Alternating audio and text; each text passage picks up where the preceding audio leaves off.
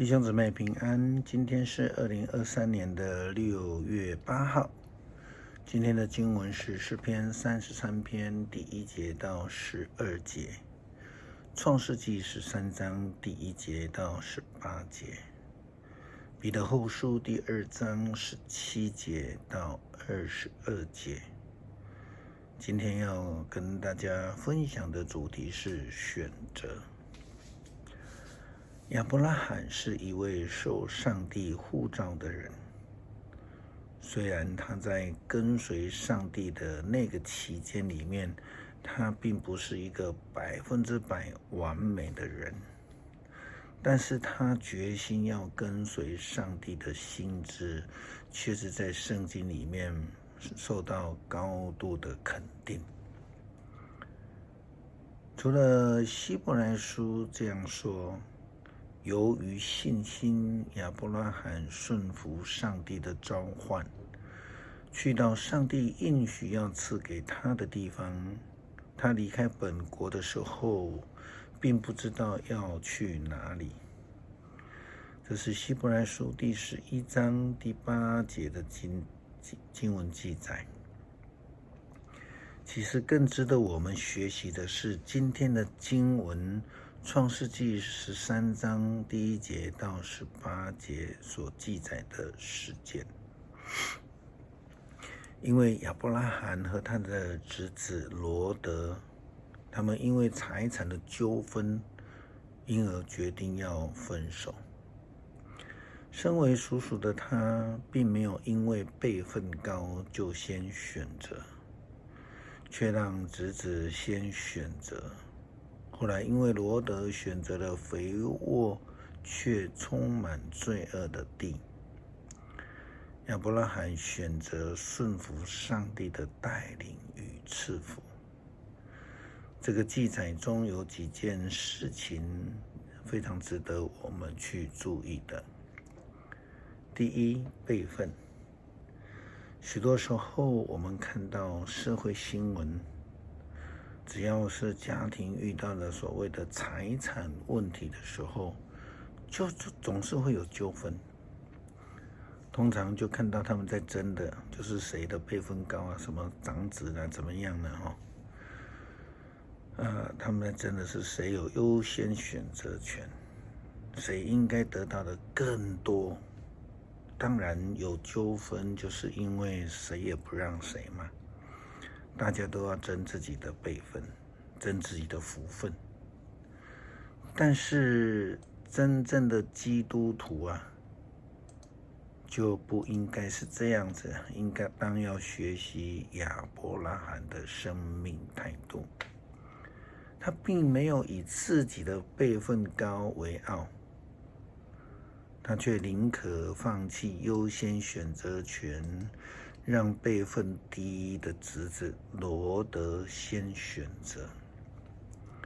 如果大家都有这样的态度，真实的信仰生命实践的话，纠纷就不会存在。选择权看起来夺得了选择权，就拥有了绝对的福分。但是取得了选择权，就一定能够选得对、选得好吗？其实真的是不一定啊。罗德呢，就是一个非常典型的例子。起初外表上看得出来，罗德好像占了便宜，得了便宜，占了上风。但是事实上却并不是如此啊！后来就发生了全城被毁灭的惨剧，不是吗？第三，选择。你的选择到底是什么，会影响后果的。你的眼目到底看到的是什么？是利益，是更多的遗产。其实我们看到亚伯拉罕，他选择了跟随上帝。虽然他不知道要去哪里，亚伯拉罕选择了献以撒给上帝，因为他知道那是上帝所赏赐的。罗德虽然得到了优先选择权，但是他的眼目却只看到那个肥沃土地的那一块肥肉的好处。这种态度就如同耶稣基督的门徒犹大一样，不是吗？福分，到底天上的赐福是什么？福分是什么？更多的财产吗？更多的遗产吗？更多的钱财吗？更多要抓在手里的吗？耶稣基督告诉我们要积聚财宝在天上，千万不要看重地上的财富啊！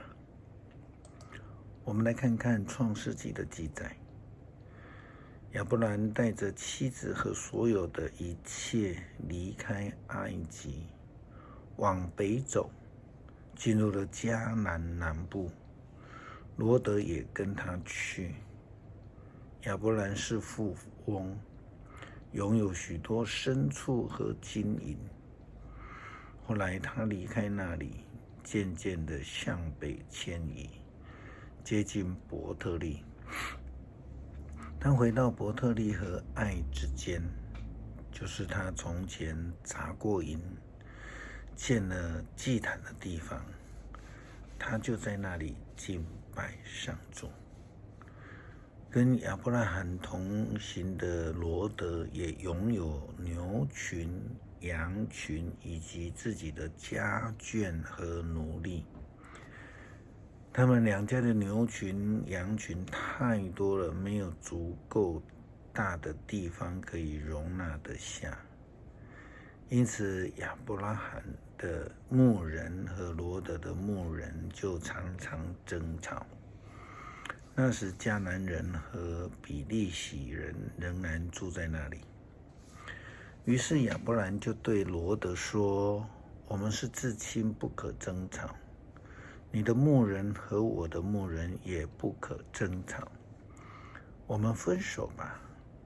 这一大片土地在你的面前，你选右边，我就选左边；你选左边，我就选右边。”罗德向四周观看，看见约旦河谷一直伸展到索尔的整个平原。